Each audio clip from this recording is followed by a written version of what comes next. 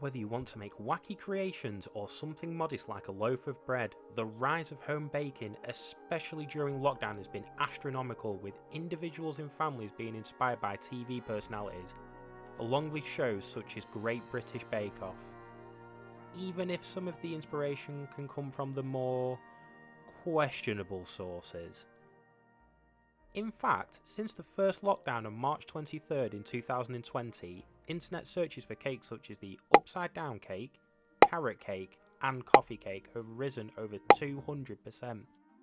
Many of us are even deciding to share our baking delights off online, with cupcakes being the most popular.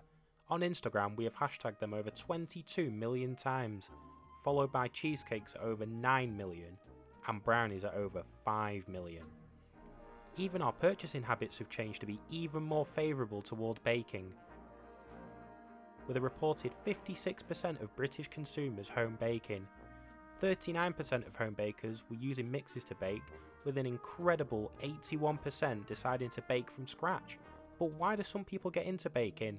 I decided to interrogate my most trusted source. Okay, my name's Abby.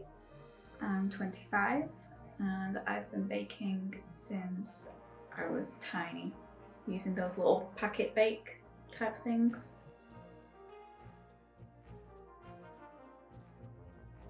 By far, I'd say it'd have to actually be bread. I just find it quite therapeutic, especially when you're having to knead it, even though it takes some effort and has given me a right odd muscle going on in my arm. I'd have to say it'd probably be between a lot of my family. I used to bake with my mum when I was little whilst my dad was working. Dad bakes himself. He has the chocolate cake that he does that's been passed down through the generations and things like that. My mum's had a recipe book that was again passed down from her mum.